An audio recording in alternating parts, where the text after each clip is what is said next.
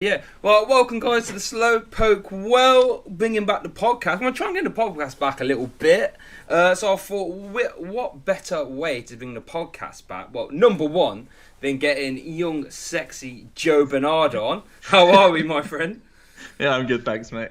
So yeah, I thought we'd get a cracker in for our first one, and a tier list. A tier list that's way too early to be making tier lists, but here we are with the Sword and Shield tier list right now. So we've got about 35 decks here, and guys, can you just appreciate the amount of time it took me to make these little deck icons? So yeah, you've got A, B, Z Zard there, the Zard picture with the little nine tails. So that took a long time. So you know what I mean, presentation, I've gone all out here while I was at work. So yeah, so 35 decks. I'm not going to bother an icebreaker. We're going to get hop right in because this could take a decent amount of time. So Joe, I'm going to start off with this one. I was just asking you about this. I don't really see it. I know in your set review you rated this quite high. Stone Journer VMAX. So I want you to talk to me a little bit because I know you rated it, I think a 4, I believe, right? In your Yeah, I rated it pretty high. Yeah, so talk to me about Stone Journer. What are we going to do? Am I going to, speculate a tier, or do we talk about it and then decide together? What do you want to do? With this one, because I haven't formulated a good opinion, I'm going to let you run off with a little bit. You tell me where you put it, and then I'm going to see it based on your discussion with this Stone Journey in particular where I'm going to put it. Because for most of them, I sort of know I have my idea. But if it was up to me, I'll be putting him down here, 3.5. Really? And I don't think it's that bad. So, and I know you've seen something, so convince me. Slide him up. Yeah, okay. Well, just out the gate, obviously every VMAX just has that amount of hit points that is silly now. So just that raw stat. Unfortunately, it's only got a 3 retreat cost, not a 4, so you can only use the Giant Charm or whatever it's called. But 360 is pretty sizable. You have good Guz Hala synergy because you can get Dojo, you can get the Karate Belt, and you can just play units or Auroras, whatever you want to play. And you're pretty okay playing a tag call mini package because Malolana is so good for the deck, and you can even weave in things like Marsh Champ if you want to in the list. Oh, okay. So there's a little mini tag call package available, which I like having as an option just because it gives you good consistency in general, and accessing Malolana at a key point is really important when you're a tanking deck. His first attack is really good to just help the tanking, if you miss a Malolana or if you're just lacking the energy to actually get swinging. So you can just end your turn healing 120 and attaching an extra energy to yourself. So you basically can undo a turn of pressure from people a lot of the time. So if you're having a slow game, you can still do okay, which is really good. And this is I'm just going to read out the cards as well. Was you talking about the base V attack there? The one that's 1 for 40? No, that's the armor press, that's the VMAX. Right? The first guy, he can do little prods, 40 and reduce 20, and that 40 is actually pretty good when you have Dojo and Diancie available. That's a lot of the time knocking out Jirachi pretty easily. It's knocking out some evolving basics and stuff. Obviously your type coverage is a big plus for Stone Journer just in general. If people are getting creative with Snorlax, or if Picarom's coming back in a big way. Obviously it won the most recent Japanese tournament, so it's a little bit on the radar right now. So just a nice typing. You're weak to grass, which doesn't matter at all, basically. That's basically no weakness there. When you're a tank and you have basically no weakness, that's obviously very good. Yeah. I can really see a couple schools of thought. Really a heavy in DDV super tanky list, almost like a stall variant kind of thing that eventually pressures with attacking but really doesn't try that hard. Really just doing a bunch of damage each turn. Sounds a bit reminiscent to Quadlapras from back in the day, maybe. Yeah, kind of. Yeah. Without as much denial, but eventually I will be doing 160 a turn, and you will lose. Yeah, it's if you just put enough annoying tools in your deck, your opponent has to play differently around the fact that you can also start smacking them. It makes them play cards, which is pretty good, especially because the healing naturally attaches energies, so you're doing the removal and pressure at the same time, which is pretty cool. And then there's the other option, which is a bit more sort of speedy and a little bit more aggressive, where you can use something that I really like is the little Zygarde from Unified Minds, I think it was, that never really saw play, but now we have Bull Search again.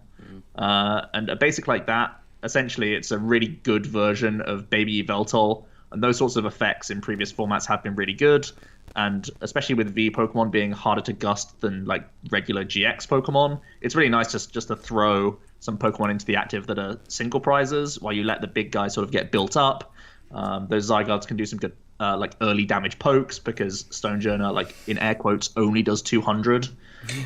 So having those early pokes Yeah. can really just set up math or take those like individual prize knockouts as well. So I think there's a lot there. I feel like I can't ever put him above tier two, but I think he'll probably be in and around that tier two, depending on how popular Pikarom ends up becoming.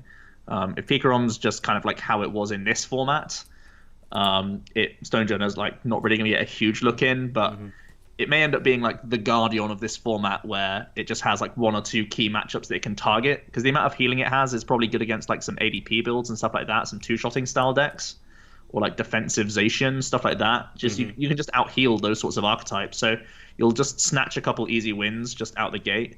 And Pikarom being one of those easy wins is pretty tempting for me. So I think it's definitely a reasonable card. And from my early play testing with the archetype, I've not felt it be that clunky or anything like that compared to a lot of the other lists that are potentially on this tier list. So it's just like it's pretty self-sustainable and pretty easy to just get rolling pretty much every game because you really don't need much. You can just kick off with a few basics and get, the Yveltal rolling and you're pretty much there. So I think it's fairly low maintenance and a pretty decent deck overall.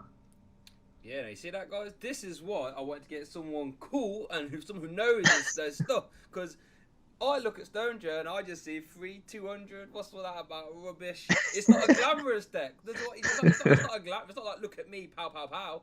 This is one of those sort of decks where it's gonna, you're gonna be attaching energy, doing a bit of healing, and you will be smacking stuff eventually. So this is why we got Joe on. Okay, so now I sort of know where we're going. I'm gonna put it.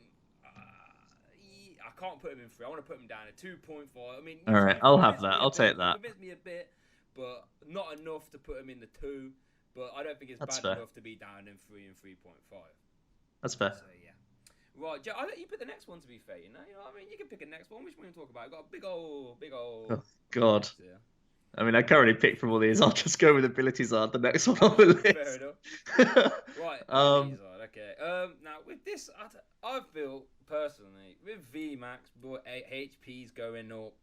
I don't know if Zard on his own as a sort of beat stick is good enough anymore. But what I do like about AB's ability Zard is, like you said, VMAX Pokemon are a lot harder to gust around. You've got little geese like this little guy we'll get onto later, where gust might be super important, and then having that easy, well I say easy, but reliable, bring that over here so I can hit that. That might be good.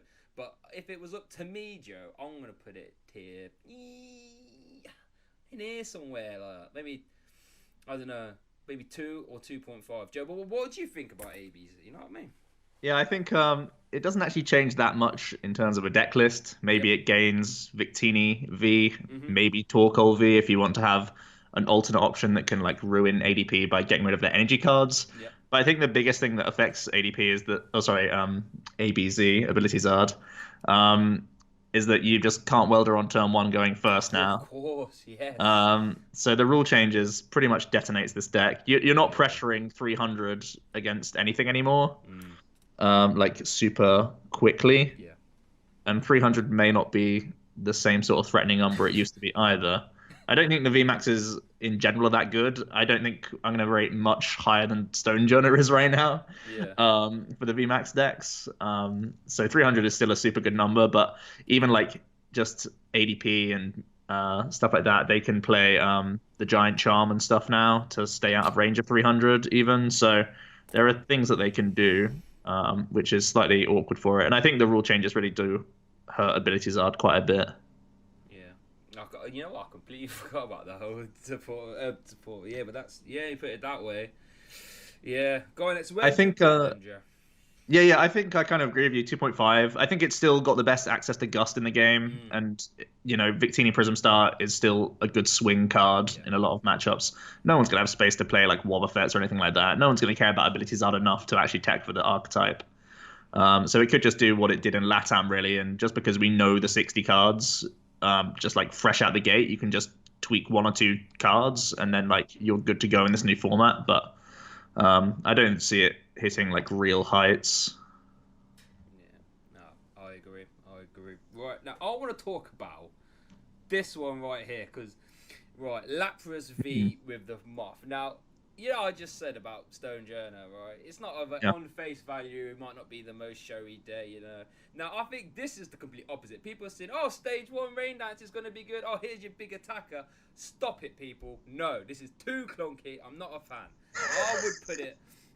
It just like you have to have like switching cards now. You have a stage one. The numbers aren't exactly that incredible. You know, one shotting is going to be quite hard with this, and you have to evolve up. No, no, no. And I think it's weak to lightning as well, right?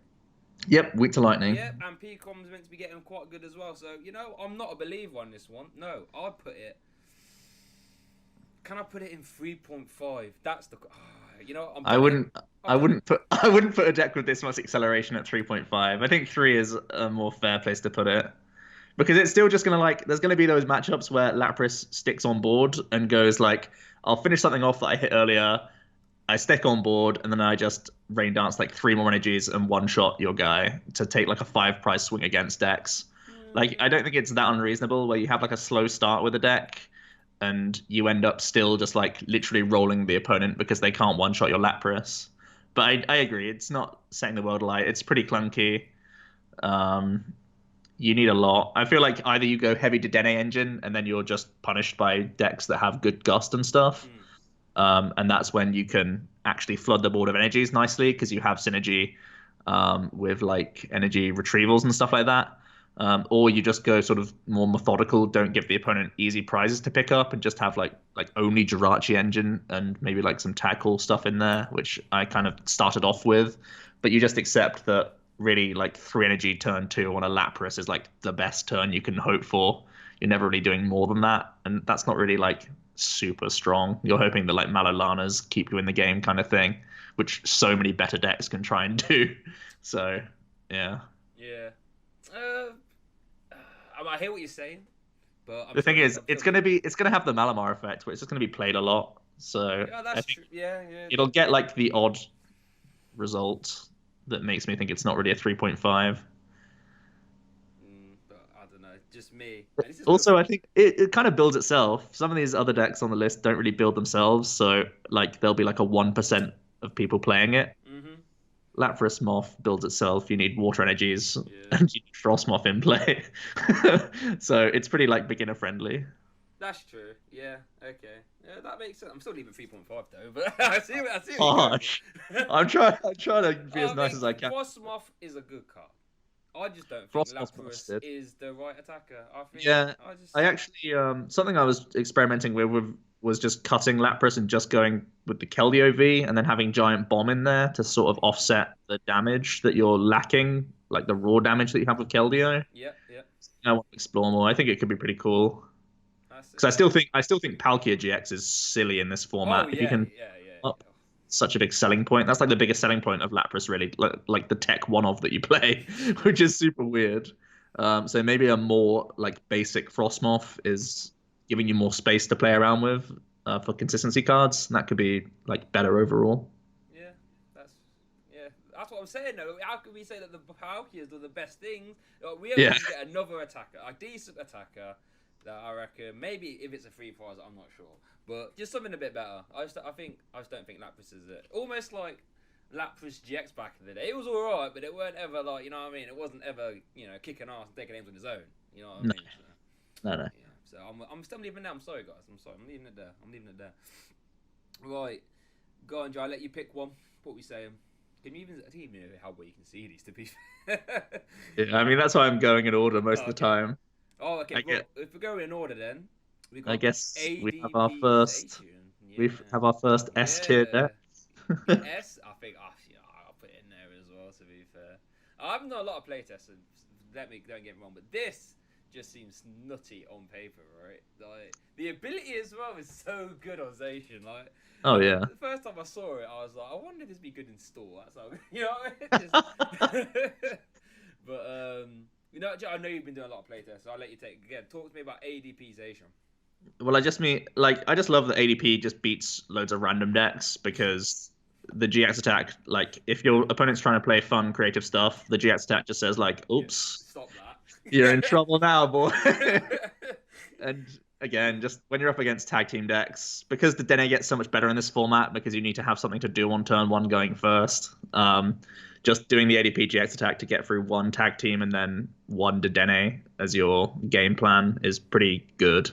And previous ADP decks sometimes just flopped if the ADP died after you use its GX attack and you couldn't Ultimate Ray. This deck doesn't suffer from that because you have Intrepid Sword and Metal Saucer. So even before you've used Ultimate Ray, you probably have a 3 energization in the back, or at least a 2 energization like most of the time.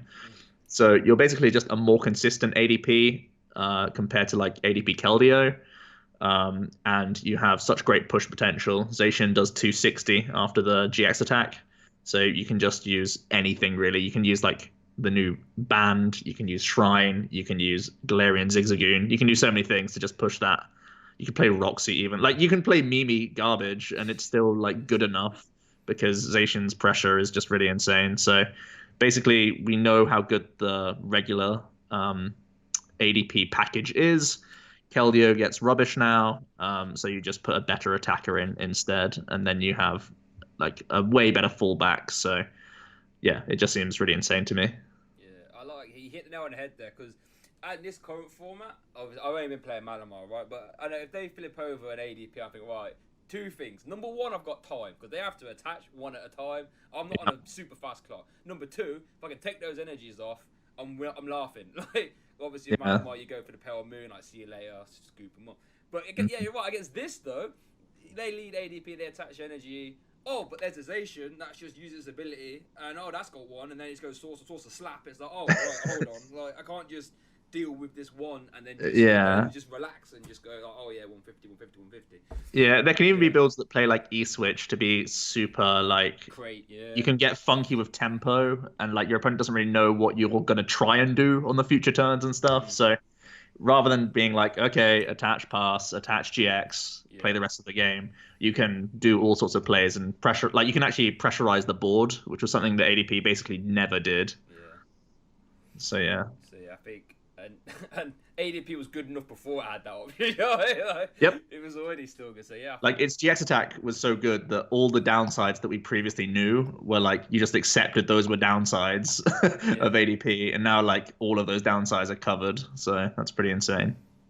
So yeah, ADP Zacian. I stay firmly in the S tier. But interestingly enough, though, what I want to talk about another one because I was having this debate with someone at a League Cup. They were trying their hardest to convince me that defensive tankization is better than ADP. Now, I imagine it's probably a good deck, don't get me wrong, but better, I'm not sure. So I think I'm going to leave it in 1 for now. Just because, like we said about the ADP variant, you can just go bish, bash, bosh, here's crazy stuff going on. I feel as if this version is going to be a bit more methodical, like, oh, here we go, doing this. And I guess you can play E-switches as well. But yeah, I'm just not convinced. I mean, I granted a Zacian with a pan and the -30 is a bit annoying to deal with, don't get me wrong. But I just like the idea of just going whack 3 prizes. So Joe, give me the, defend the tanky build there, because I just don't see why you'd ever play that over the big bang version. I mean, I even built the tanky list and then I still snuck in 1 ADP, 1 Aurora Energy, just because I was like, ADP GX attack just wins so many matchups. So it feels like the tanky build is more of a meta decision rather than like if you look at the rest of this and all of the other decks on the screen, the Zacian ADP list is allowed to face all of them and will still have a matchup against them basically. The Zacian Luke Metal will have like stronger matchups and way weaker matchups, like unwinnables on this slide. Like you probably won't be able to beat like Flawless Dolls and Control and all these other things get way worse compared to the ADP option. But the Luke Metal builds potentially has a strong ADP matchup, which is like a huge selling point, right? And you can play a few different ways with this list. I've actually seen one of my teammates, he tried out a list that didn't play like any Jirachi or Absol, like no 1 prizes whatsoever, almost played like a greens deck, but obviously you have Intrepid Sword instead. So you just make the opponent go through 8 prizes, and 4 of those 8 prizes have like 280 hit points, and then those other 3, like, the 7 prize game or whatever. And the other guy has like 320 hit points that you have to get through. So you just send loads of meat the opponent's way and make them get through you. And you can play hammers as well in this list, which is low-key insane. There are some matchups where you just instantly win off of hammers. Like again, the ADP will struggle against the hammers. You basically remove their like win condition against you. Hammer flips super insane against Sableye decks, super insane against Morpeko. They can do so much for you. Hammers are really, really good right now in the format, and that list just has more option to use hammers. So I think that is the biggest selling point. Just that energy removal, especially in the early game, combined with early like pressure in the active with Zacian is pretty cool. So it's like you just ignore the Luke Metal in this build a lot, and then there'll just be some matchups where that GX attack is nuts. You're basically like a pure Zacian list in that regard, but you just have more defensive tools available. So I can see the appeal, but I think there'll be matchups where you literally can't win without having ADP snuck in there as a 1-1 line with the energy. Yeah, fair enough, fair enough. So with that being said, then where would you put it on a tier list? If it, I like it at 1. Yeah. I think it's going to be a contender. Like there'll be all these different builds of Zacian, and this one is probably good against opposing Zacian lists, so that's fine. And having Luke Metal that has Psychic Resist plus the GX attack plus the Frying Pan is pretty good against Mewtwo. So, so it seems good against the two best decks in my eyes. So that's pretty decent. That's fair. It just strikes me it's going to be. It just strikes me as the kind of deck where there's going to be that one clever guy in the room at a court.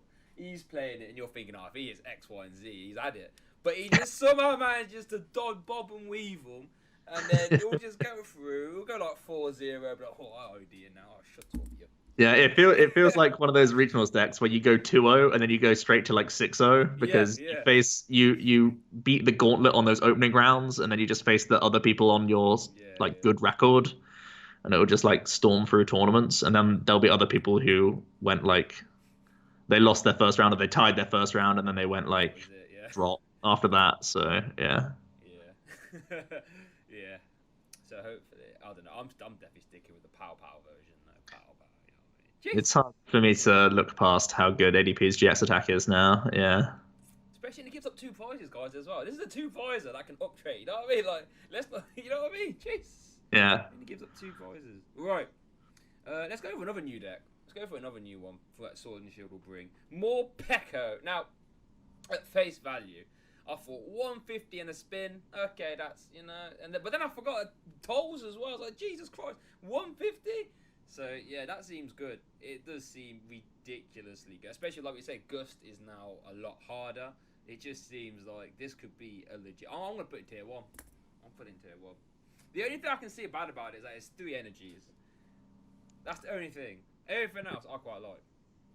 Yeah, it's not tier 1. No? It's no. The discard of an energy each turn is actually super backbreaking. Oh, yeah. It's not that like... The thing is, if any decks play 4 custom catchers, basically 1 custom catcher use can just like beat the deck for like 3 turns, and then they can just start overwhelming you with stuff. Okay, this is why we got Joey. So it feels like you spend like 2 turns just to do like 150. And sure, you send them like a doll early on or whatever, and you're trying to like money their hand away and stuff, but a lot of these decks have capable engines. I think Morpeko is one of those sorts of decks that forces custom catchers into the format, but also like so does Zacian. So custom catchers are just gonna be in the format anyway. Mm-hmm. And I think that's just trouble for Morpeko. It doesn't really stand up on its own a lot of the time because its damage output is just undone by Malolanas. It's like using a Giratina attack a lot of the time. That's fair.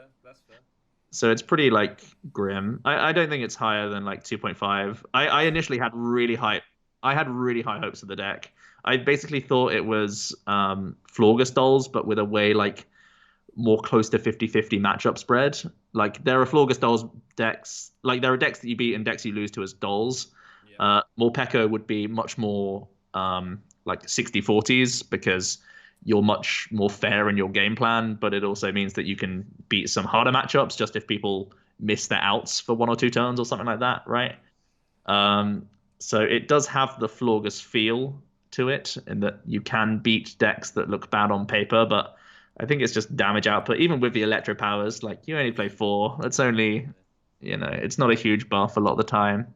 And it feels like once your first Morpeko goes down, you're wasting a lot of turns and just sort of like crossing your fingers on stamps and stuff. I think it's actually going to be a low key kind of like flop from this set after me being Really? first. Yeah, Wow. I thought I was initially like super hyped on this card as well. I thought it was nuts. And I really love playing hit and run, but I think it's actually pretty weak. It's one of those decks that's going to sneak into cuts because Okay.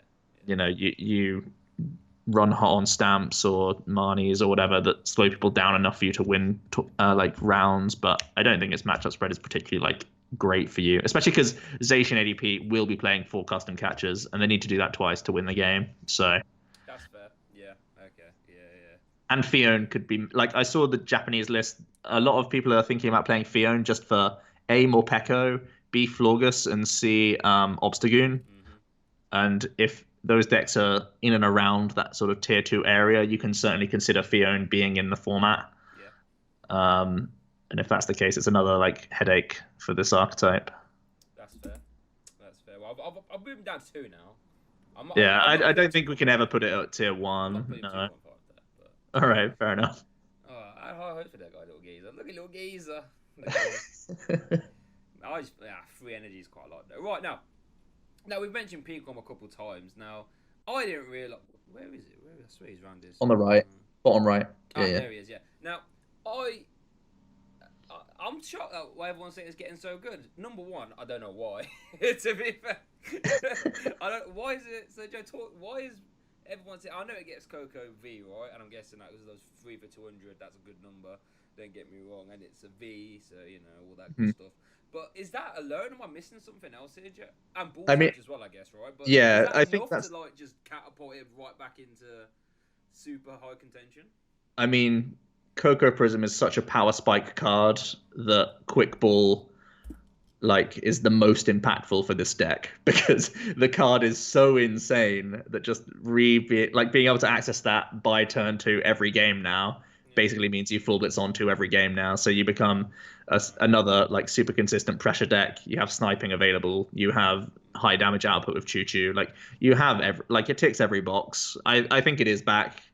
Um, it's got a nice metal resist as well, Yeah. which is relevant. And 240 and 270 aren't really different numbers in this format right now because there are things that hit 300 and then there's Zacian that hits 220. So, like the 260 that you have effectively with your resistance is really good because you still stay out of the range of a Zacian after an ADP buff. So, actually, no, that's not true because they hit 230, right? You need to play Giant Charms, but the Japanese list that won did play a Giant Charm in their list, and they played Guzmahala Yeah. as a 2 count. So you could be tanky against like regularization stuff. Again, like you're just keeping people honest. You're hitting 150 turn 2 basically every game, and just setting up 6 energies on your board and being like, well, I've done what I need to do. How's your hand looking, bud? I like that there's 2 options to go down as well. We saw Judge Pikarom do pretty well in previous formats, and now we have a far better Judge in Marnie, so that you know, brick less off your own Yeah. Judge effect, and you still wreck the opponent. And then there's just the sort of mini tag call direction that we have with Magnolia and Volkner and stuff like that. So the fact that we're going back to custom catcher meta and Volkner is a card that we can abuse is really good. The fact that we just have better search for still one of the best cards in the format in Coco Prism Star just makes me think it's pretty good. I don't think it's like an S. I feel like it's a 1 or 1.5. I think it's just solid. Like I would never look down at someone who picks Pikarom for a tournament just because it's like consistently strong. Yeah, I think I'm gonna put it in tier. I'm gonna put it in tier 1 because I like we've it. seen it. We've seen it. We know what it does. It's already performed at the highest stage, and like you said, if it gets super consistent, then I'm gonna put it up there. To be fair, and that 170 sniper as well is still nice. That's Oh yeah, it's busted. There, Yeah. see that later. Yeah. So yeah, and then all the auto paralysis and stuff like you said off right here. So yeah, that's pretty cool. Right, let's. No, here's a deck I'm actually quite scared of. To be fair, in moving into this format, the sort of baby clowns. I'm Yeah. worried. I'm scared of because number one, I hate baby clowns as a deck. I absolutely despise it. I got like your only counter play is just like, oh, I hope he hasn't got KO this turn. Like, just get out of here. So, no, I'm not having it. I hate it. And now I get stuff like Lucky Egg and all that random rubbish. And I guess there's a lot of hand disruption going to be in the format as well with stuff like mine. So maybe you can swing some games back that way. But I'm terrified, Joe. Baby Clowns. Am I right to be terrified of Baby Clowns? We've got a greens one there, and we've got Pidgeot. I want to put them both together because. Am I right to be super scared of Baby Clowns coming into Sword and Shield? Yeah, honestly, I think you are right. Easily the best single prize deck in the format. Like, it's not close. Yeah. Having the scalable damage to deal with, tag teams, VMAXs, whatever, is insane. Like you said, that Lucky Egg just gives it a big push, to be honest. The two lists that you've got there, the birds and the greens, both those decks probably want to go second and still just hit their supporters. And basically, they don't change much in the new format. But I think one thing that you should really keep an eye out for is just a Jirachi Lucky Egg build of Baby Blowns. It's what won the juniors event in the Japanese tournament in Aichi. So I remember when Unbroken Bonds first came out, I actually played a cup with like a Jirachi Blounds that just had literally Jirachi and a Rangaroo to like what was it called? Let loose proof yourself, and those sorts of hand disruptions.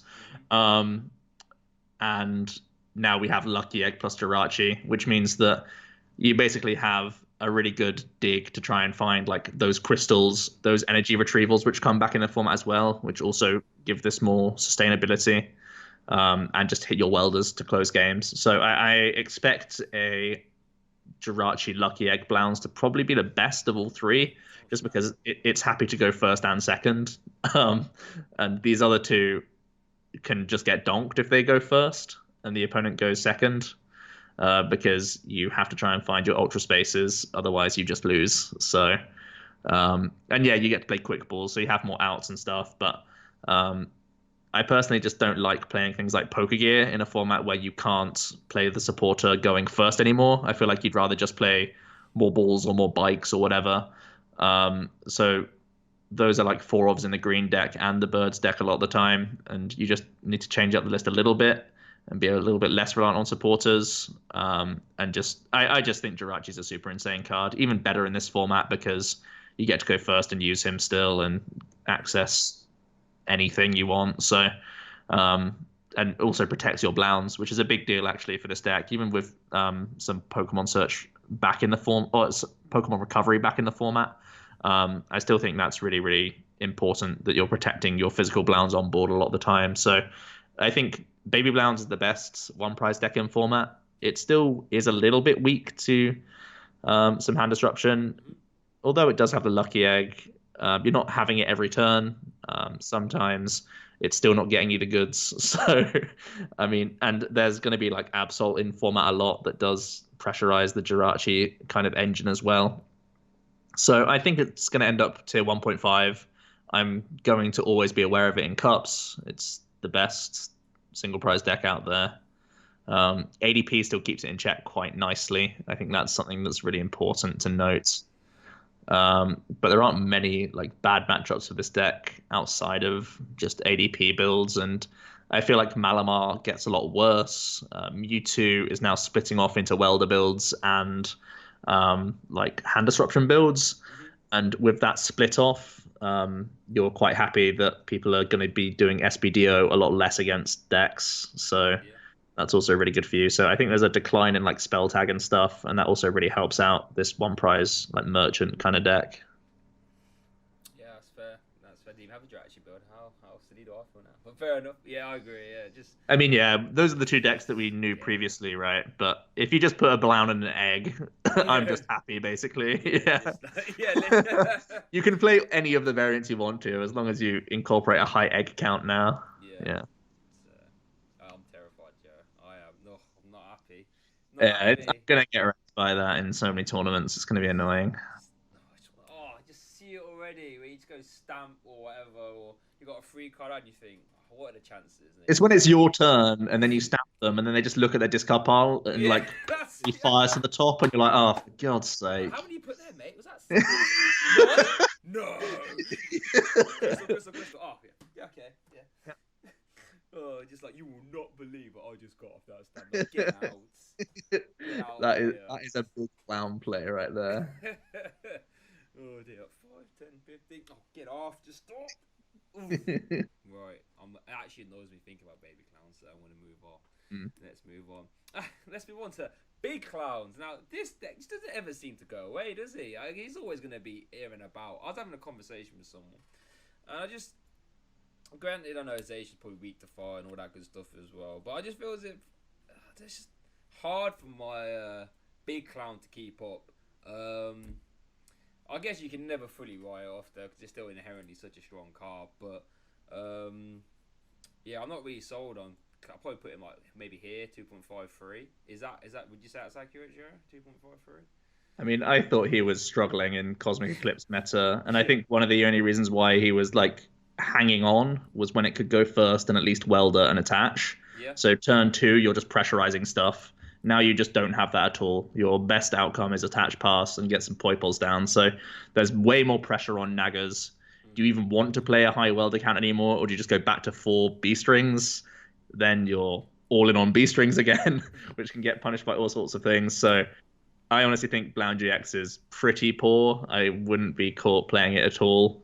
You can't really. I mean, you can get poipoles down. There's good ball search for those cards and stuff, but you end up not wanting to play as many welders, or if you are playing welders, you have even more dead slots in your deck. And yeah, you have to cut Great Catcher again for customs, which eats up more spaces. So all this stuff just makes me think Blound's GX should just be worse than a lot of things. I think one of the only things it has is its fire. You can play labs to beat like some Zacian stuff. Could maybe keep it like somewhere in like tier 3, 3.5, but I mean, I've never been a huge Blounds fan other than when it was originally out. Yeah. Just playing the deck personally because it feels like you're just playing against yourself every game. But I feel like the tide's really working against you now that the supporter rule changes come in. You can't get like 3 poipoles down every game, and you can't just get that high roll of going first, welder attach, then you're threatening 300. It's like so much more work to threaten reasonable damage these days. Yeah, I'll put him in 3.5 because at some point it's going to have to go. I just don't see how. I'm super done with it. I was done with it like a year ago. So yeah, you can still chill there in 3.5. I just realised, well, we actually missed off a Zacian, so we'll quickly finish him off. Zacian Berserker. Now, I don't know if this is actually going to be its own deck, but I just saw and I thought potentially it might be, where you just play like a few Berserkers and just try and boost the damage up that way, stay at 2 5s, which seems fair to me. Is that will that be its own little half archetype Joe Berserker? Or Yeah, I think it could be its own little genre. It's just like a high tempo build of ADP. You don't get the benefit of taking extra prizes, but you get the benefit of tempo. You're like very consistently able to get a turn 2 attack off with Zacian if you want to build it this way round, and you can fairly consistently get it to 270 just because, especially if we get that Meowth promo either quickly or in the set itself, you can get those Berserkers turn 2, just evolve, smack, give me my 3 prizes. Like that's just really good tempo. I think all the Zacian lists are in and around tier 1 at least, because you can't really do it that wrong. You have Intrepid Sword for consistency, you have Metal Saucer for like longevity, so it's all good. Yeah, I'm gonna put him in 1. It's just an insane card, isn't it? When I first saw it, I was like, "Woo, 230!" It's super bananas. And it can attach energy, and there's a attach. Oh. I thought it was bananas before I read Metal Saucer, and I was like, "Oh, what have they done?" This is around like, you attach energy. Now. Oh, and you keep. I thought it would be. Oh, you attach energy. Oh, shuffle back in. Okay. Oh wait, what? You keep the card too? Oh my lord. Yeah, it feels like that card's going to be around forever. It's going to last all of the rotations that it's legal in. It's going to be in all of those formats, I think. Yeah, it could just be like, but he could be like Big Clown, where you just see him like 2 years later, and like he's still around, guys. Zacian, what do we think? Could be like that. So I'll put that one tier 1. So I don't think you can do that quite wrong, to be fair. Right, let's move on to one of my favourite archetypes coming out of Sword and Shield, potentially. This is the one I got the most high hopes for. Goons. Goons, Sable Goons, Roxy Goon. I get what's Roxy Sableye, I guess. The sort of Sableye as an attacker. Now, I played a lot of Wombats back in the day, and I'm just going all the way back to Wombats. I love it. The only thing I'm worried about, Joe, with Sableye is that we've already mentioned before, Malolana is such a twat card. I hate it with a passion, and I feel as if that could just. I could just see where you're thinking, knock this geezer out, he's got 30, 40, 50, and just do the Malolana, for God's sake. And is it Hyper Potion, I think? That's the new one, right? Potion. I wouldn't problem with that sort of play. But, all that being said, Galarian, Galarian Obstagoon, he's a bit of a boy. That's a good attack. So... That attack is filth. A lot of the time, you'll win just because you've attacked with Obstagoon. Yeah. Like, it's actually that good. A lot of my testing with Sableye, I've been like underwhelmed, but a lot of the time I'm testing against people who are just trying out new stuff. So like, I'm facing people who play Lapras, I'm facing people who play Snorlax, and I can't see the benefit of Obstagoon. But Obstagoon is crazy, crazy good, and most of the tier S, tier 1 stuff, like all of the ones we have in there so far, they're all basics. Like, what are they doing to like two Obstagoons that are just going obstruct every turn? What are you doing?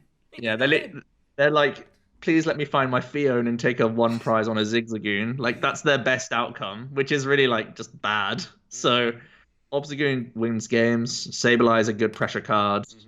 Yveltal GX is silly as well. Yveltal GX is actually nuts in this format. It's super insane. So mine when I did. Yeah. When I've played around with Goons, it is a little bit clunky at times. I'm still working on my 60. I haven't put a list out on the channel yet just because I'm not happy with the list yet. But I've seen so much raw potential there that I'm just like, I can't see it being below 1.5. Like, I feel that's a good place to put it because the list is not as consistent as the tier 1 and tier S stuff. But it's similar to Blounds in that it has that silly burst and it has obstruct. And obstruct is a huge selling point. It really is. I think my biggest issue with, like, the reason why I would hesitate to put this higher, I guess, is that Sableye and Obstagoon both have 2 energy attack costs. And I hate using Bead. Bead is terrible.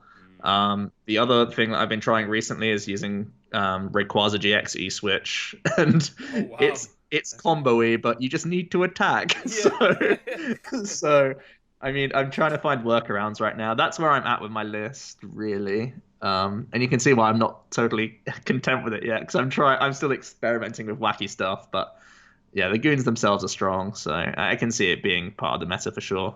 Yeah, it's just like some of those things where you'll sit down from someone and they're playing that, and you think, oh, I've got my game plan for that. It's X, Y, and Z, and like everyone's got their game plan, but then when you're actually sitting there getting 90, like 90 is a good number. That's not enough. You just be sitting around trying to find your out. Like, this is good damage we're doing. So yeah. And the thing is, like 90 is then just like instantly Sableye dead game.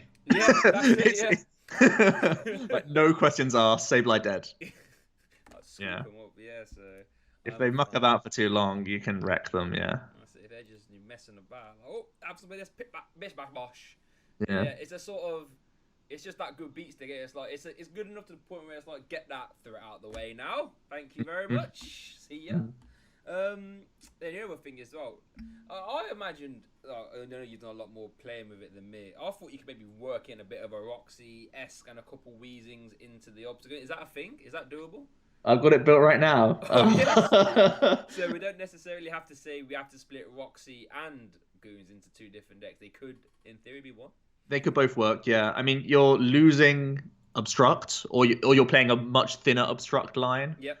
And Roxy makes it harder for you to weave in the Yveltal because it's more random, like whereas the Goons can guarantee it at the right times. So maybe a bit of a mix and matches in order.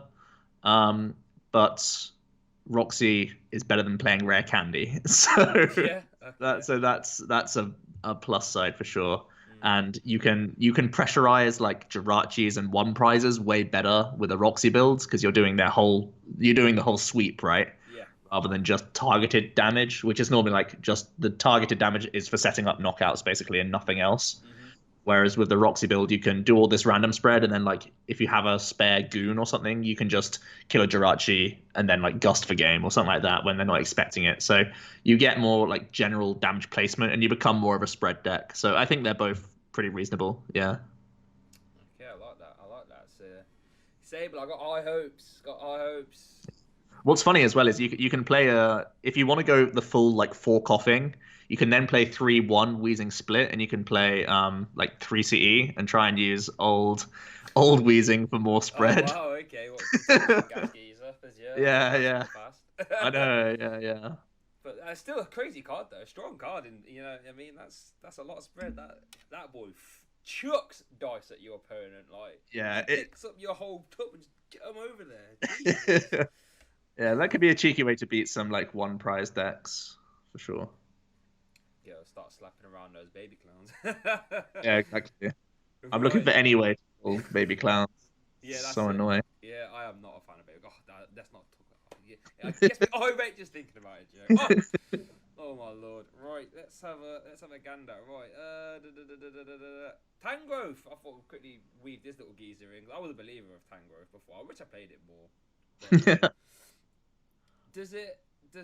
I mean, I imagine in theory, if you bring in VMAX into the format, they're not basic, so Absol doesn't really increase the damage there. But it's still an inherently strong card, Joe.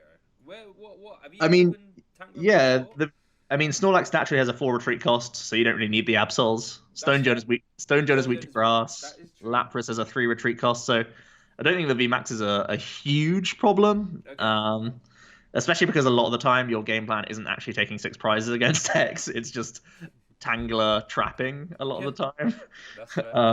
And you can still do that against a lot of decks. I think Tangrowth isn't terrible. I mean, yes, you gained Bull Search, but you already had Netball, so it wasn't really a big deal.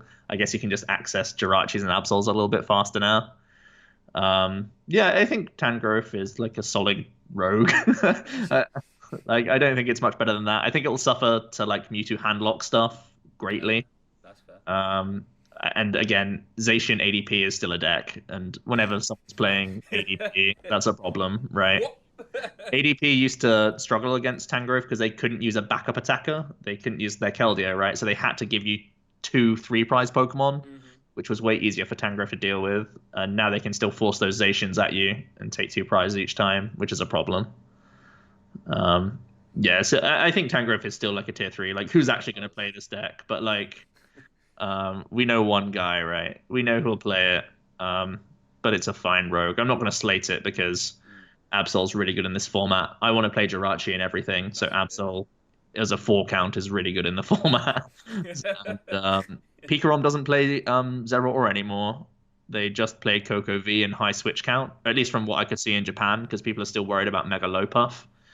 So it's just like a Jirachi high switch count rather than playing Zeraora now. And that's actually really good for Tangrowth. You don't have to rely on Mimikyu anymore to stop Zeraora. So that's really cool. Okay, so there we go. Tangrowth. I thought I was going to put him in through as well, to be fair. I think that's fair enough. Although ironically, I mean, I could be underselling him, but I don't really care that much. He doesn't have a good draw engine or anything. Like, maybe with better evolution Bull Search, you can play some stage 1 draw support. And make it more viable, but yeah, you know what I mean. Just love it if you look at my list. That means I've got that better than Lapras. That's gonna piss some people off. That is. Yeah, come at me. I said that Tangrowth's better than Lapras. I don't care. I'm gonna own it. I'm gonna keep this energy. I will. I promise you. Right. Bird control now, Joe. I'm not even gonna try and talk around like I know anything in this format about control. I haven't touched control in years. I've only ever played against bird control once, luckily as well. So the floor is yours on this one, Joe. Bird control. How does it get better? Does it get worse? Yeah, I have my concerns. Obviously, the Turn 1 supporter change hurts things. You need to naturally play a much higher Pokemon count now, like basic Pokemon count, just to not get donked if you do choose to go first.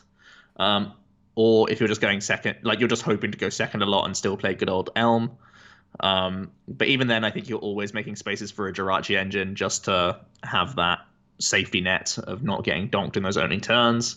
I think it's actually a struggle because Mewtwo is going to be playing Marnie Handlock combo, which is really rough for you.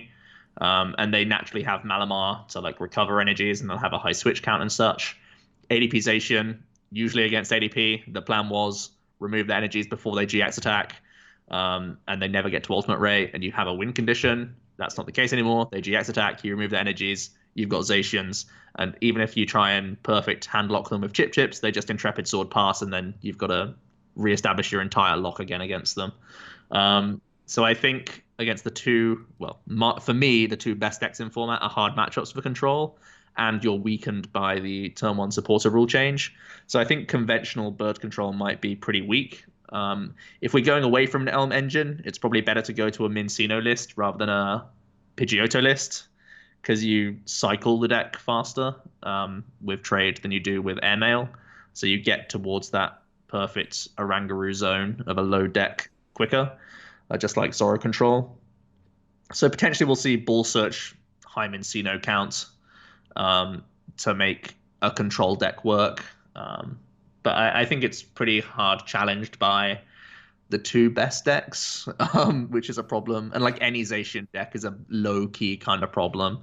The ADP one is the most outlying bad matchup, I would say. But the other ones still come with their own challenges just because of Metal Saucer and Intrepid Sword getting all these energies out for them. So I think those are all kind of issues for the deck.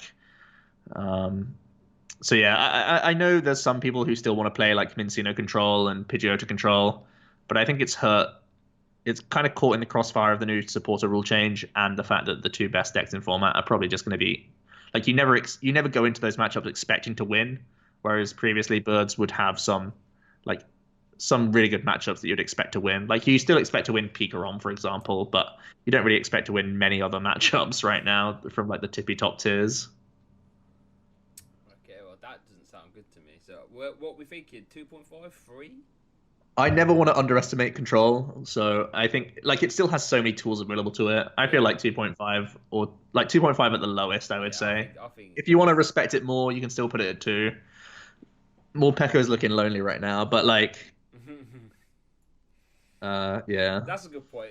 It will always evolve, doesn't it? Control, like you can. That's never, the thing. You like, can never ever write out. There's going to be some clever. I mean, I think did you know just X, Y, and Z, and then. Yeah, I mean, just look at Sander. He played Draw Energy Cataday Control don't get me started. to success with the Green Engine. When So I saw that, Jesus. I mean, the man knows how to play Pokemon, that's for sure. So I'll never completely write off Control. People will find the way. Yeah. It will adapt, I guess. It will, but yeah, I think 2 is fine. Yeah. Bloody Cataday. I was like, what's going on here? It's like, oh, apparently Draw 2 is busted. Yeah. Oh dear, so fair play to that guy. He knows what he's doing. But right, let's talk about big old geezer VMAX Snorlax. Now, we all Joe, I'm not gonna lie, I was at work. I was watching your Snorlax video. To be fair, that will date this when we were recording this. I guess you can see the date there in the bottom corner as well. But obviously, at face value, we all know Snorlax can have many partners. Like it's colorless and it relies on the bench being full, so that opens up possibilities. I'm guessing the one that a lot of people, myself included, first thought is like, oh, Welder, you know, Yep. for energy costs, you know, opens up Ninetales, stuff like that. Maybe I know Victini.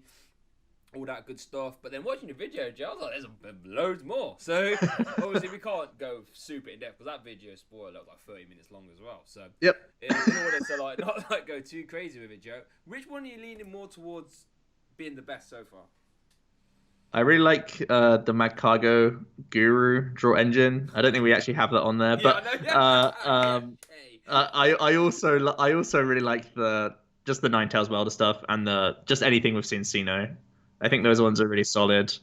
I think the damage modifier ones like the Roxy and the Greninja, they're adding clunk factor to the deck, which you really don't want to do. I really don't like the anti-synergy that Roxy has with Snorlax wanting as many Pokemon in play as possible. And you'll just like put them in a bin.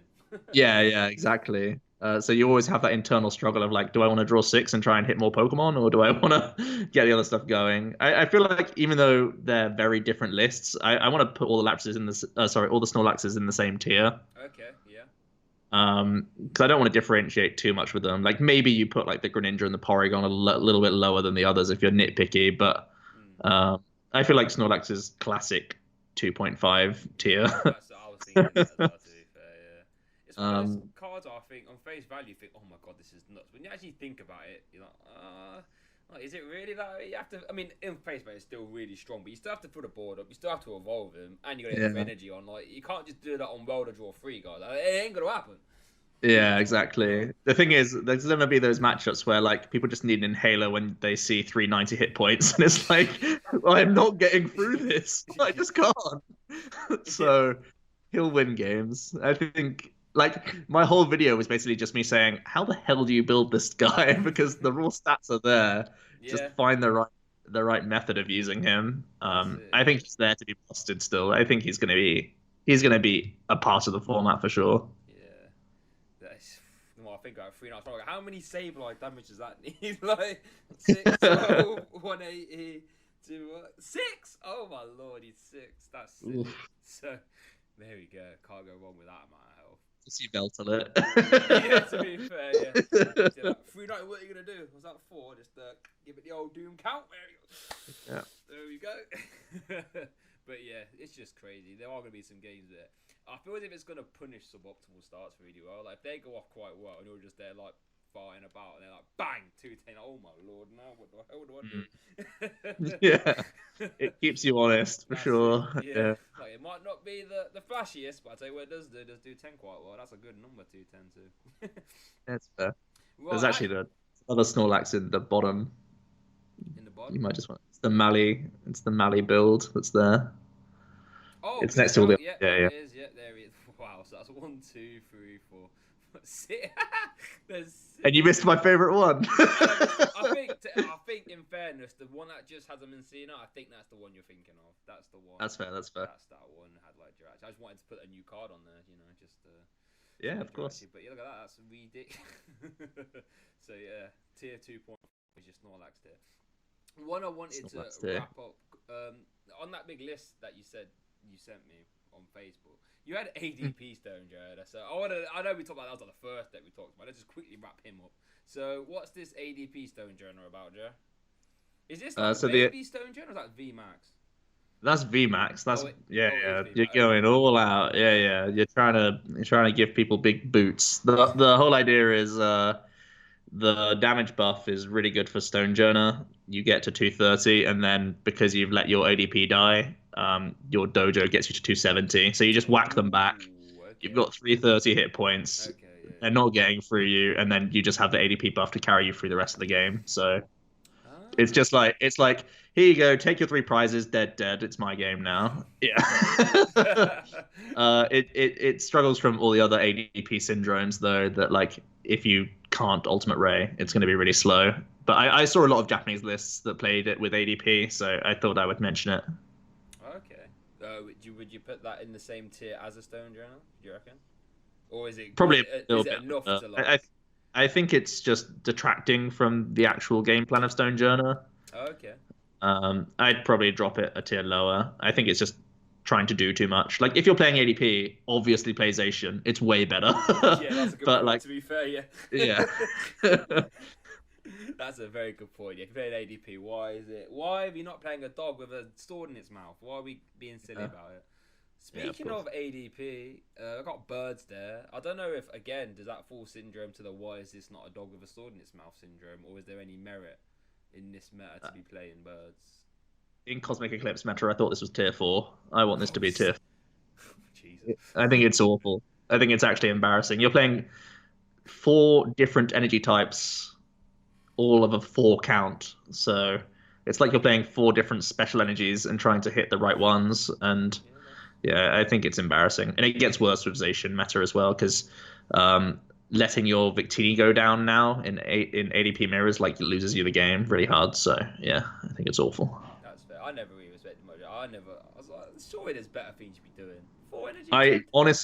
I honestly just thought like it was in this little rogue like 100-man special event, and it was so late in the season that people just wanted a new deck. They played a deck for 3 months. They were bored. Let's just play this because it looks spicy. Like I actually give it no merit at all. Love I it. think it's really poor. Love it. I've never lost to it, to be fair. I played it quite a few times as well, but yeah. Yeah, it's And that's really playing bad. Mali as well. I play Mali all the time. What I do is just get that GX off once, and that's pretty much the whole game. I'm still never lost. You know what I mean? Yeah, yeah. No, I don't think I wasn't even playing Mew either, so that Jet Tax I would have liked, but I still never lost to it. So, There what you we go. got? Let's get into some Well, I get they're not really boring decks, but I think they're boring. Right, Guide of our Sylveon. Does that hang around, Joe? Unplayable. Unplayable. Wow. Oh, because it's weak to. Yeah, I mean, like, sure, put like okay, fine. You can play Lightning Charm, you can play Psychic Charm, and you can play Weak Guard Energy, but just don't. Like, you also can't greens on one anymore, and that's really bad. Like, Yeah. this deck has to go second. It has nothing to do going first. 100% has to go second, and you're just trying to let Charms win games. And we know that Mewtwo has like other attackers available now, like even just attacking with like Indeedys and stuff can probably just beat this. So like, yeah, like there's Coco V as well that gets through the Lightning Charm. I think Guardian has had its time. They're rotating fairies and they just did it a little bit early with Guardian basically. They just sort of did it by accident. Oh. Yeah. I'm glad. I hate Guardian. What a boring deck. Oh my lord. Yeah. Speaking of a boring deck, Green Zard. Now, I guess on paper, we mentioned that hammers could be good. You can search out hammers potentially, and I guess you can sort of lean to a bit more of the break Zard as well. But that being said, it's another Welder deck to be fair, and it's greens as well. So you don't mean we're doing that going first. So does green? I sort of always imagine greens are to be a bit like clowns, big clowns in the sense that you can never really like say it's rubbish. But has that time come for it now, Joe? Yeah, I mean, I don't think it's that solid. I don't think it's going to enjoy handlock from a Mewtwo. I don't think it's going to enjoy like ADP bearing down on you either. Like, yeah, you kill Zacians, but you kill Zacians without the weakness. That doesn't matter. Yeah. So it's like not relevant at all. Yeah, I just don't think it's that solid. Like tier 3.5, like it's better than Guardian. It's more playable than Guardian, but Yeah. I'm skeptical of any greens deck going into this format personally. Until I see people always choosing to go first, and then you're the greens player that just chooses to go second. You're like the only guy in the field choosing to go second. Um, like that's what greens needs. It needs to go second every game, basically to start the game. Otherwise, you just get prodded. Like just getting prodded and then having to greens is really bad. Yeah, Like that's that's fair. enough for you to lose games. You know, like yeah. That's a good point. Like Oh, that's all it takes to oh be damn, what do I terrible. do now? Yeah. Like, oh, greens for my next Charizard and stamp, I guess. I'm at a three prize disadvantage from the off, which a lot of greens decks already tried to do, but at least they built a board first, Yeah, and at now least they they, can actually do something about it. Yeah, not yeah. That's fair. That's fair. Right, moving on. So, here's one deck that I think I might be playing coming out straight away. Mewtwo. We've mentioned Mewtwo already. Has to sort of split between a Malamar based route. And then I Mhm. guess I don't know. Does Welder before we even get to the Malamar, can Welder Mewtwo in its sort of current form now? Can that even still hang around with this new rule change? Or I mean, I guess it's so inherently strong it can't just fully die, right? But is there any merit to playing it? I still think this one survives. Unlike Ability Zard, you only need to welder on your second turn to still churn out 300, so you still have that high pressure. Yeah. You still have all your flexibility available to you. Um, yeah, I like still having high Dene engine and all that sort of stuff in this new format. So the build that we're like pretty accustomed to isn't much worse. Okay. You possibly have the option of having a couple more supporters in addition to the welders now, which is like a welcome sight. Maybe more sort of like Tord-esque, where either you play like Hapus or you play Marnies or something like that. You know, maybe just Magnolia because it's a good enough card that you just jam that. Yeah. Um, but I think it's still solid because 300 is still easy to achieve, and you still have all your other versatile options out there. So I don't think Welder Mewtwo is like dead by any means. Um, I would still probably put it at tier one, or tier 1.5. I think it's still fine. Yeah. Yeah, I'm putting Tails. I just respect the hell out of Mewtwo. Hate it. Oh my lord. But then here's the one I'm leaning more towards now. This whole handler, Mewtwo, psychic attackers, so like Lunala tag, I guess all that good stuff. That seems strong to me. My friend Dimitri, he's been testing it a while. He said he loves it. It just seems super fun. And I think playing sort of Trevnar now in Mali Cosmic Eclipse, you forget how strong just saying get those two out of there. That's super strong. You can do that turn after turn after turn. There's only so many times going to out of it. And 150 is a great number for that as well. As I said, that it's not only you forcing them to have outs, but outs and threaten a two-shot as well. Because you're going to two-shot them straight back if they don't. So Yeah. I'm a believer in this one, Joe. Am I correct to be placing my faith still in Malamar, mainly Malamar Mewtwo. I think it's tier S. I think we have two tier S decks in the format, and I think it's these two. Um, I honestly just think Marnie Trev Noir is crazy good. It just reminds me of Expanded. It reminds me of Expanded where people are just trying to ace trainer people on one. You know, Yeah. you're just trying to say, here you go, play with these three while I'm just churning out reasonable damage.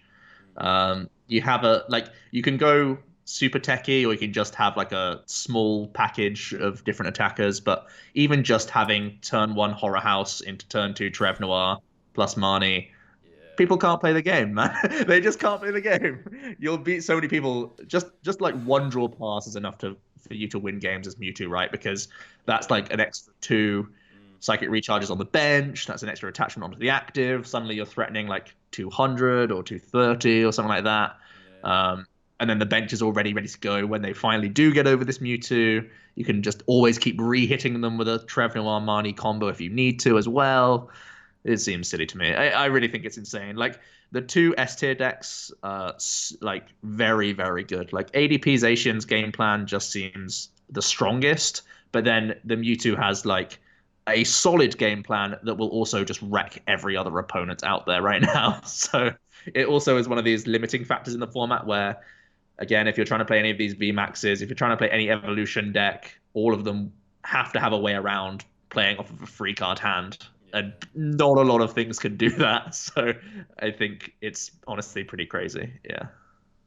It's just funny the way you describe the whole horror house into Trevnor, and it's just like it's funny because I never played Mewtwo myself. I only played normal Mali, and I know the strength of a Gengar. I know the strength of a Trevnor, but you can never really do them back to back turns playing Mali, or you can, but it's normally risky and it's hard to do. But the Yeah. strength of Mewtwo, like, you can just do whatever you Yeah. want, whenever you want, and it's just like And that. yeah. Seems strange. And Strange. Horror House is way better, obviously, now because people can't support her Yeah. on turn one. So the idea is Yeah. you keep your opponent, like, you shuffle their hand and give them a random three cards of a 48 card deck or something like that, you know? Yeah, and then you or might have or what one is or it, a two 54 basics card, a down as well. 55 card deck, right? Yeah, exactly. If they have one basic, uh, what do they have? Like 53 cards, and they're accessing three of those 53. Hmm. That's really bad. That's really scary. It's And you like super Monka S. and you do 150 as well. Ooh. Oh dear, that's because the Yeah. amount of times I've been because I've probably played Gengar way too much than I should have done. But the amount of time you Hmm. think, oh, if I can catch them on a good aura house here, they don't bench a lot. But with these supporter changes, that's gonna happen a lot more. That's gonna be big. That will happen a Yeah, lot. like that Like board is Stellar not good Wish enough. pass, or Yeah, like yeah. That's just gonna happen now. Yeah. and you can just be like, what? Hold that board for one more turn. Make them just pow. And it's just like, ooh. Hold press. Yeah, exactly. Oof. I think it's really nutty. I Yeah. feel like the list I've currently built, I need to trim away some of the tech Pokemon and make it a little bit more consistent. Just I don't have enough switch outs in my list right now. I think you need to maximize physical switches so you can do the Trev Noir Yeah. into, or sorry, the Gengar into Trev Noir more consistently. Hmm. So I need to trim away some of my tech Pokemon. I think I got a little bit too carried away with the versatility of the card, and Easily done. just say that those. Yeah. Just say that the Gengar Trev is good enough to win a lot of matchups, no matter what you're against. So I feel like that's where I want to go with the list since I posted about it. But I can just see the power. It's insane. You get to play four of Professor's Research, four of Marnie, and they're super insane cards, and they have insane synergy with your deck. So yeah. Yeah, and even if they do get out of it the first time, there's nothing stopping you late game going, oh, stamp to three. There's another Trevnar, one card now. Come on, then. Yeah. Come on, fella. Yeah, Exactly. like you drive it once, you ain't gonna do it again. Yeah, I think that's why, just an interesting tidbit, in the Japanese meta, there's been a lot more Oricorio GX and Yeah. Lucky Egg in decks, just so that when Mewtwo does knock out a Trevnoir, they can at least have that established on board, Hmm. and be like, oh, fine, shuffle me to two, and then I'll get three more, and then I'll Lucky Egg, and, do all that stuff to reassess that hand. Yeah. And I think it's another reason to have Stellar Wish just in your deck. The card's super insane. We have Quick Ball now. You don't need to play a 4/4 engine. You can just play like a 2/2 in like any engine. Like, I'm always trying to justify weaving in a mini Jirachi package into my decks recently, just because you need to survive Mewtwo handlock, basically. I think the card is that scary that you just need to respect it with all sorts of different Pokemon or tool tech cards just to live, basically.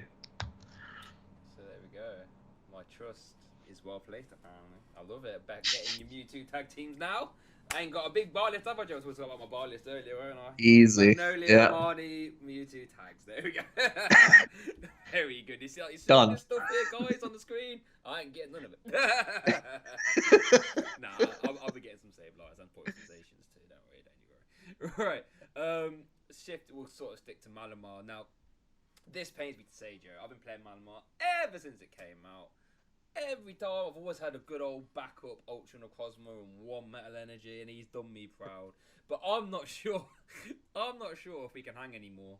Are we in agreement? Is it just Mewtwo Mali is the way, and I don't see much reason for Mali tags anymore? Is that a sensible conclusion to come to? Yeah, I mean, you would think that like one of the only things keeping Malamar alive was you had a favorable Mewtwo, but now they just put the Trevnoir active instead, and then you're not hitting them for weakness, and you have a 3-card hand. So good luck trying to do anything. So you lose like one super favorable matchup just from the format changing. ADPization being the other S tier deck is super hard for you. I don't know how and so is the Luke Metal build. So like maybe there's going to be that list that's playing tags and Tina Chomp. I think that's maybe the only way I can see any non-Mewtwo Mali working. Like just trying to use spell tag and Mew and stuff, and then just going straight into the Tina Chomp. But yeah, I don't have high hopes. I know there's a huge contingent of Malamar players, so I wouldn't put it lower than like 2.5, but I really don't see a selling point of the deck. Maybe it does fall off a cliff and we only ever see it in Mewtwo, but I think there's I've thought Malamar's been dead for way too long. I thought it was dead at the start of Cosmic Eclipse, and then it came out to be like the 4th best deck. So, like, I don't know. I've never liked the deck anyways. So, yeah, I don't want to rate it much higher than that. Come on, Joe. Give me some love. My squids. Come on. I must say, because I come off a big long break, like a good 6-month break. And one of the reasons I came out when I did, because I saw Azul, was it? One of the regionals? Like top 4 War 5. I was like, oh, what is this? This is music to my ears. Yeah. Him and Danny. Imagine. Yeah, that was it. Yeah, Danny. Yeah. That's. But because I love Malamar, don't get me wrong. But I'm not. I'm not blind. And if we got a lot of S tier decks, and they all resist psychic, and they're really good. And they only give up 2 prizes as well. I don't see how you hit through them, especially that Lucario build. That just sounds diabolical. That does. Jesus. Yeah, I mean, I green Luke Metal in this format, like just bodied Mali. So like this is the same but more consistent now. So yeah, it's probably an issue. Yeah. Just do the old Yvettle, one dark. Give him the old Doom count. Get that out of the way. Yeah, that was a fun deck before, but I don't think it needs some spice like that. Yeah. That's what it comes to. We mentioned Tina Chomp a little bit. Roxy Chomp. Now again, this is a deck I've only experienced. Like, playing it a couple times. I'm playing against it a couple times, and I bodied it every time. I don't know. Is it Roxy Chomp, Jerry? Is that? I mean, I can see on face value it's quite a big, hard hitter, but I don't know. When you've got Zacian just knocking about doing 220, is it really worth going through all that hassle to do it with Tina Chomp? It's weird. I feel like the game plan of a Roxy Chomp is basically done better as Mewtwo Mali now, where you're trying to do hand destruction and all that sort of stuff. But I still rate this as a deck. I still think it's like at least tier 2, maybe tier 1.5. I think the deck's still fine. The core doesn't change much. You're not that bothered about attached passing with this deck if you just happen to go first. And you can still do like treasure duststone stuff if you really need to draw. So you can kind of kickstart your game plan if you really want to. I think the deck's like fine. I don't think it's incredible, but I think it should be pretty fine. Yeah, doesn't really gain much or lose much. That's fair. Can't argue with that. With such a big format shift coming in, if a deck that's good stays good, you can't really moan. To be fair, Like you could be Mark, you could be me, Mally down there getting sent all the way. You know what I mean? It could be worse. Well, only a few more to wrap up then. Right, Rillaboom. Now I had such high hopes. I thought, when I saw that card, Rillaboom, my favourite starter, water gazer, gangster ability, and we already know we got a load of neg to get him out nice and quick. So all we needed was just some big beat stick attacker to just Get out the way.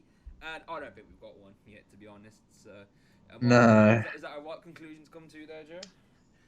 Yeah, I think fire is still good in the format. I think trying to power up an egg row isn't that impressive. Like we could have done this with Serena, and Yeah, it was awful. So that's fair. That's fair. like yes, Rillaboom is better than Serena for sure, but it's not. It's apple. It's like comparing apples to apples. It's not too different. Uh, I think like tier three, like maybe you out tank some stuff. Maybe Stone Journal overperforms and it becomes a like counter to counter or whatever, but I don't think it's that strong at all. Tier three, Joe. I think you're being a bit. I think you're being a Maybe bit generous. generous. Yeah, I'm about yeah. to say, I'm getting that boy straight in for. like, Yeah, all right, all right. like look at these decks we've got here. You're gonna do 3 for 150? Oh, come on. Yeah, all right, yeah. Forget it. Forget it. Oh dear. But hey, but I will clarify. I'll put an asterisk on there. Any new attacker that attacks for grass energy, you have to keep Rillaboom in mind because that's still Well, there's strong. there's the new Rillaboom VMAX that hits Oh, 280. that's a good Yeah. call. Yeah, so there is. Yeah. Is So that he's basic as well? No. no, it's a VMAX, Oh, so you so have it's a to stage. but the V's are basic, right? That's how it works. Yeah, yeah, yeah. Yeah, the So it's basic. like the Yeah, yeah. stage one. So it's stage Yeah, one. yeah. So you never know. That could be the face.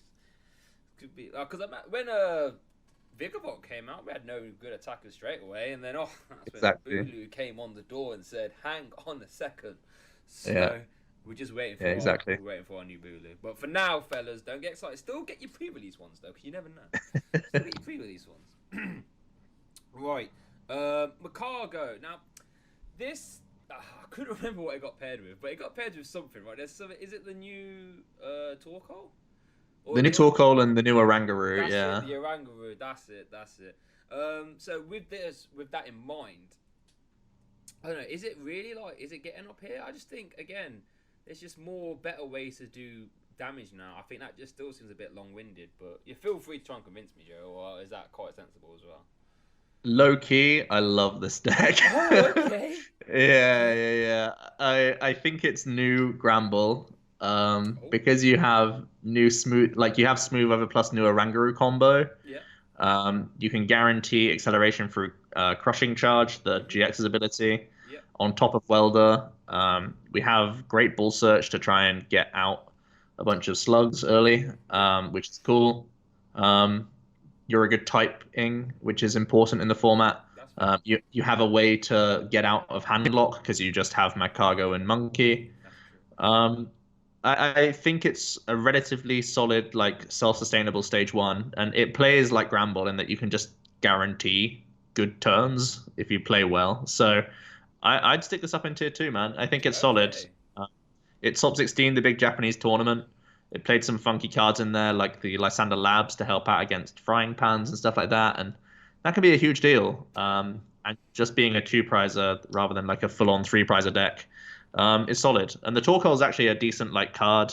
Oh, You just play a one of, I love the but Torkoal. it can be a nice like early pressure card. Like just 180 off of a welder isn't bad at all, just for early pressure. And then if you want to remove energies from certain cards, that can also be a big pain in the neck for them. So yeah, I think it's a pretty solid archetype, and it's at the very least very fun. If it does end up being kind of like memey garbage or whatever, at least you have this like awesome engine to feel really good about yourself when you play the deck, because it's really fun to sequence. So it's like Yeah. a little mini quest that you have of yourself, just like Gramble used to be. So it's Nice. cool. Yeah, as you was describing, just before you got there, you describing. I thought, hey, you know what? And then it gives up 2 prizes as well, which, like I said, in this meta, 2 prizes. Well, it's better than giving up 3, isn't it? So, and Yeah. okay, you convinced me. That sounds pretty good. That sounds I pretty mean, good. the best thing is like as you get to the late game, if you just have two Magcargo GX on board, you can like welder attach, crushing charge, and like burst 300 against people, which is like really intimidating. So Yeah. yeah, 300 is a good number. I mean, that's not messing yeah, around. Right? I love the way you said it. It plays like Gramble, has like Gramble. Because obviously most Gramble play, Macaga. No, not me. I played Reds. I just, I was just playing what I drew, mate. Like, we're what I not, we're not guaranteeing anything around mean? here. No, hell no. We heart of the cards, baby. I believe in art of cards. Am I going to win this game? I've got no outcome. I just do 160 every time. Theory, Right. mate. We've got a few left now. Aquabox, Nagquag, sorry, or Quagsite in general. I don't know a lot about it, to be fair. I did like Stefan's list with the whole red blues. That was kind of cool. But again, I don't know. I'm not 100% convinced straight away, Joe. If you gave I mean, I think by definition it's worse than Frostmoth. So if we're saying it's worse than Frostmoth, it has to be tier 4, which is harsh. I personally would have Frostmoth in tier 3, and we could put the Quag in 3.5, but that's just me. Really? Oh. We have tier Tangrowth right now, which is a bit random. The Tangrowth can have a friend, I guess, but I'm not happy about it. I'm not feeding Frostmoth at all.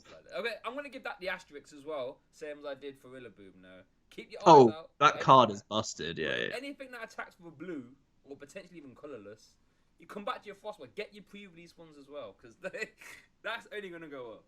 Yeah, that card is bananas. It's lying in wait. Sometimes you just think, what are they doing? Stage 1? Oh my lord. Oh, and you get honestly, energy bucket card as well. And yeah. Professor's letter for blue. That's very good. Yeah. Is that going to go in the cube, Joe? Is that going to be allowed in the cube or Frostmoth? Hell no. I don't think Stage 1? No way. Right, got a couple left. Now, Cinderace, I'm not sure if Cinderace... I heard... Maybe it's comments on Facebook or one of someone's video where they said Cinderace potentially could be standalone. I'm not... What is it, does 190? A decent ability. I see it more as going in Chandelure. A little pet deck of mine, a bit of Chandelure. Oh, I love Chandelure. And it can go in there just for being a nice little bit of consistent damage there. Because that's one thing you're not guaranteed with Chandelure is damage every turn. Yeah. But outside that, Joe, can it potentially be standalone? I mean, it could be. I don't think it... Charizard, yeah. sort of, that's the thing, right? Like, you know, I was going to say exactly what you just said. Like, competing with Baby Blounds is really bad. Competing with Charizard, it still shapes up pretty poorly. Like, maybe it goes into Charizard, but that's just more stage 2s to the deck. so like, let's not, please. But yeah, I think you've nailed it. Like, put it in Chandelure, and it's a fun guy, I guess. Some guaranteed damage when you need it.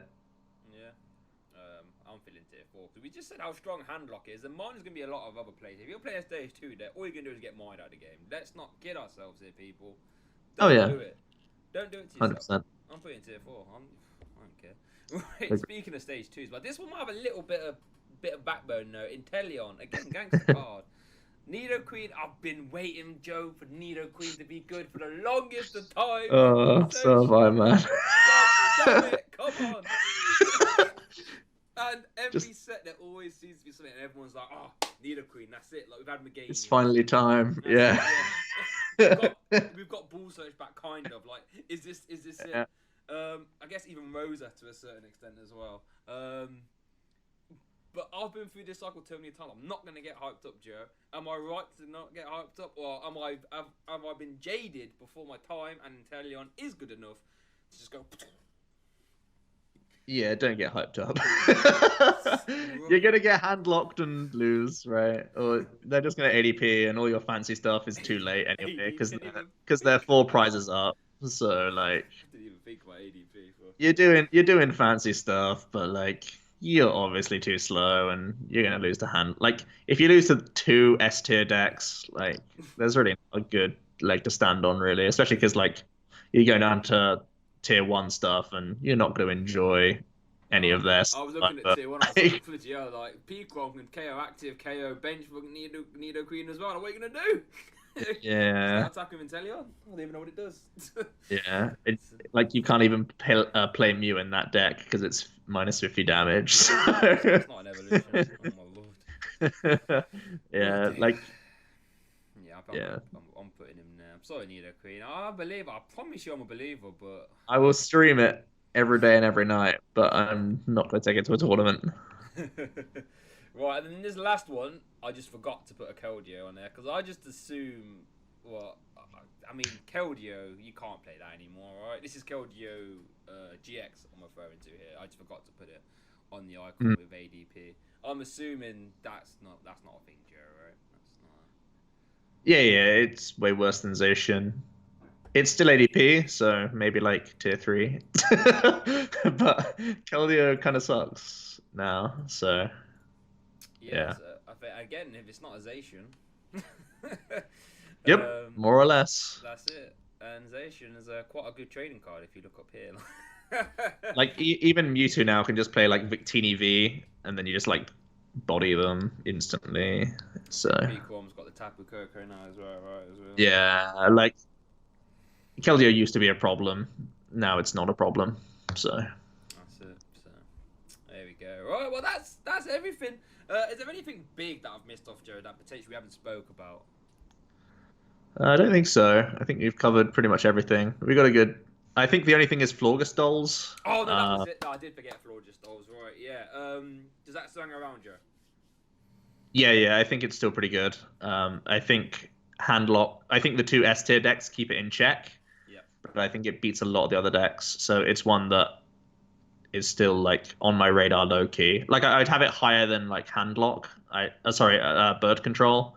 So I'd have it in like tier 1.5. Okay. I think it's stronger than trying to Crushing Hammer or Angaroo Loop. Because people are back to just playing 4 customs and hoping that's enough to beat people. Uh, but in terms of its matchup spread, it's not really going to appreciate the 2 S tier decks. So I think it will not be like popular, but still be a presence kind of thing. Okay. Yeah. So 1.5. I've only had one experience with Florgestoles, as well as I was at a League Cup, and the guy got there late, so he missed game round one, lost game round one.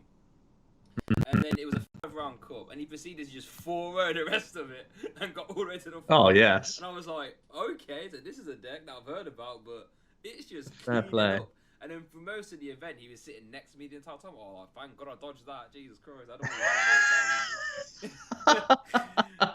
And then I was just chatting to him about hey, nice guy as well. So I can't remember your name, my friend, but if he was at Worcester Club, I'm sure you know who you are. And I was just like, okay, so this is a thing. This is a legit thing that's just cleaning up. My man lost round one. Didn't matter. Yeah, So he knew it as well. He knew. yeah, maybe they did it on purpose, just so we can start seeing all the Squibby Duddies after going 0-1. Like, yeah, no. The tactical. Yeah. The tactical, like, the tactical McDonald's breakfast. Anyway, the McDonald's breakfast. But yeah, that's pretty much that. Sword and Shield. Oh my lord, look at it, it's shaking stuff up. Happy. So Joe, I'm gonna put you in a bit of a spot here though. If you, let's say, big hench tournament was happening as soon as Sword and Shield's legal, right? What deck out of this list are you taking? Mewtwo Handlock. I think it's the best. I think it's We agree. I think it's super like insane, and I feel like you get to play the game every time, and you're trying to make other people not play the game every time. It honestly feels like an expanded deck. That's how that's the feel. It's Really? trying to be super unfair, and as unfair as ADP's GX attack is, they like that build at least lets you play the game and tries to beat you fair and square. Mewtwo tries to just he's dirty, right? He's just mean spirited. Like your opponent just goes away with a sour taste in their mouth. They didn't even play the game and they got like 12 0'd. Like it can be embarrassing.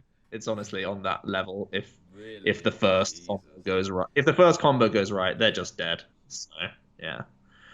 And it's even better when people play worse lists because it's early on and they're still figuring stuff out and You not was gonna teching stop appropriately that and now, stuff. yeah. Like until we start seeing Oricorio GX and Lucky Eggs being like mained in every deck, it just feels like this handlock wins so many matchups. So it depends how close people have their ear to the ground with the Japanese meta and how much they want to tech for the archetype.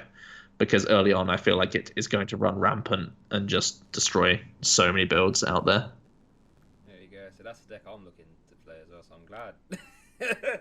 I was just thinking, imagine if they ripped Magnolia off the top, right? And they, I don't know, they did like 120 or something, a decent poke. And you were just like, stop that, Marnie, stop that, go back down, don't do that. Yeah. Yeah. Disgusting. And Mewtwo Mew has access to Miraculous Duo now as well, which is another like low-key insane attack to have available to you. Like we really because we've just been using Welder this whole time, we've been like ignoring a super insane GX attack full board heal is gonna like really be sad for like Sable Goons and stuff, you know, and anything that's tried to poke and miss Gust on a certain turn, and they're always gonna miss Gust because they're a 3 card hand, right? Yeah. So like you can double dip on a Miraculous Duo, and it's gonna be super savage. It's gonna be Tapu Lele. It's Tapu Cure that also takes 2 prizes, you know, like it's actually dumb. Yeah, yeah. I've been hit by Max Sure quite a few times, Joe, and yeah, it's annoying. It's sad. Right? Yeah. You're like, Just oh, I like just so that was my game plan, and now it's gone. you just like, especially coming from a Mali player, every damage counter is super important. Like, if he just doesn't do Miraculous Duo here, I might be okay. And they're just like, nah. Fair enough, mate. That's all off that. Yeah. Yeah, that's Why? it. Like, maybe he just gets too aggressive and goes for the division, because that's really good against me. Yeah. Oh no, he saw it. No, but Miraculous Duo. Okay. Oh dear. But right, and then I'm the same as well. I'm looking towards Mewtwo Handlock just because it's got squids in, to be honest, and I'm just sort of glad that it happens to be quite good as well. And it's purple, my favourite colour. But yeah, on face value, it just seems disgusting. Like, I know how strong Trevnar is already, and then being able to pair that with Marnie and get around some of the Mali consistency issues as well, to the point where, because like, let's not kid ourselves, Mali's not a consistent deck, like it's not, and then being able to draw 5, which ain't that bad on its own. Make sure you're not drawing the cards back that you had in hand already, and put your opponent down as well. And I know how strong Gengar is. I've used that quite a bit, and just saying, stop that, mate. Yeah. I like that yeah. It has the delinquent factor as well, where like you don't even need to Marnie people at times. If they've just like played a card too many, they just get caught in the crossfire of Trevor at any point. Or if they're a deck that just happens to play Marnie as well, which is like a good portion of decks, like they played themselves, you know, like they're an instant low hand size, and then you can just rip their one supporter out of their hand, and then they're like, oh crumbs, I'm in trouble. So it's pretty grim. How many cards you got in hand there, mate? 3, 2, 4. Well, 4 Yeah. I'm told to get anyway. Bow! You know, so yeah. Yeah. I am a fan. And then one more question before I let you go. Which of these decks down here do you think has the potential to just like scoot up? Scoot up. Are there any ones that you could see maybe initially we haven't rated as high, but have the potential to just go bang?